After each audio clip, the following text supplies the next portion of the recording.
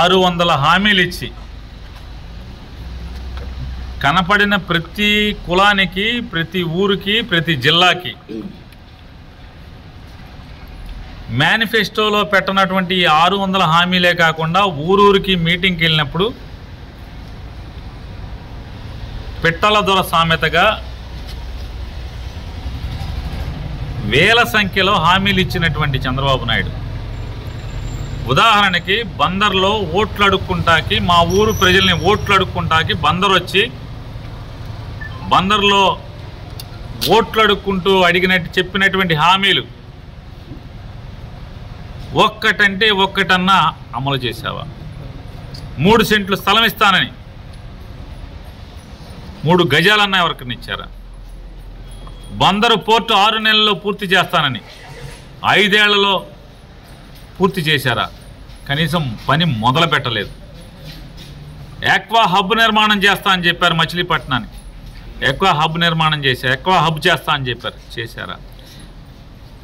2019 ఎన్నికలు వెళ్ళే రోజుకి హైదరాబాద్ నుంచి, తెలంగాణ నుంచి నిరుద్యోగులు బందరికి ఉద్యోగాలు ఎత్తుక్కుంటేట్టు వచ్చేట్టు చేస్తానని చెప్పి ఎన్నికల హామీ ఇచ్చినటువంటి చంద్రబాబు నాయుడు ఇలాంటి అనేక హామీలు బందర్కే కాదు రాష్ట్ర వ్యాప్తంగా కొన్ని వేల హామీలను ఇచ్చినటువంటి చంద్రబాబు నాయుడు హామీలన్నింటినీ కూడా తొంగలో తొక్కి ప్రజల్ని మోసం చేసినటువంటి చంద్రబాబు నాయుడు మేనిఫెస్టోలో ఇచ్చిన కానీ మేనిఫెస్టోలో ఇవ్వనటువంటి హామీలని కానీ అన్నీ కలిపి 99% హామీల్ని అమలు చేసినటువంటి జగన్మోహన్ రెడ్డి గారిని తప్పుపడితే కనీసం గురువింద గింజకి అడుగును మాత్రమే నలుపు ఉంటుంది.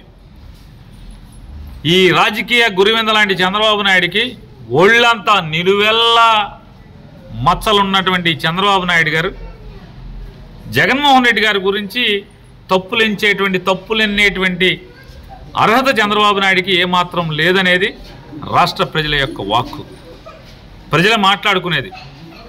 ఎన్నికల ముందు మాట ఇస్తాడు, ఓటు వేయించుకుని అధికారంకి వచ్చిన తర్వాత మోసం చేసేటువంటి గొప్ప గుణం ఉన్నవాడు చంద్రబాబు నాయుడు అనేది ఈ రాష్ట్ర ప్రజలు ఇవాళ నోరారా మాట్లాడుకున్నటువంటి మాట.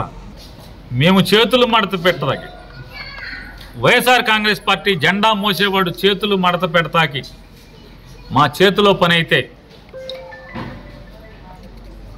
చివరికి ఎవడయ్యా అంటే షామ్యానా కంపెనీ నుంచి కుర్చీ అద్దెకి తెచ్చుకుని రోజు ఊరికి ఒక చోట షామ్యానా కంపెనీ నుంచి కుర్చీ అద్దెకి తెచ్చుకుని డయాస్ మీద ఆ కుర్చీ మడత పెట్టేటువంటి ఈ చంద్రబాబు నాయుడు కానీ అతని కొడుకుకి కానీ మీ కుర్చీలు 2019లోనే మడత పెట్టి ఎక్కడ పెట్టాలో అక్కడ పెట్టారు. 2024లో కూడా ప్రజలు మళ్ళీ కుర్చీ మడత పెట్టి ఎక్కడ పెట్టాలంటే అక్కడ పెడతా ఖాళీ ఉండాలి కదా.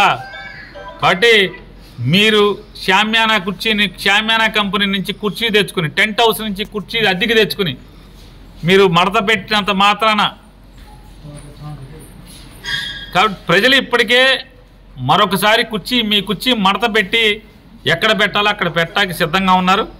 మీరు ఊరూరా కుర్చీలు అద్దెకి తెచ్చుకు తిరిగినంత మాత్రాన ప్రజల గుండెల్లో సుస్థిరమైనటువంటి స్థానం జగన్మోహన్ రెడ్డి గారికి ఉంది. మీ సభ చూడండి, మా సభలు చూడండి, మీ ఖాళీ కుర్చీలు మడతెట్టి ఎక్కడ పెట్టాలో ముందే చూసుకోండి.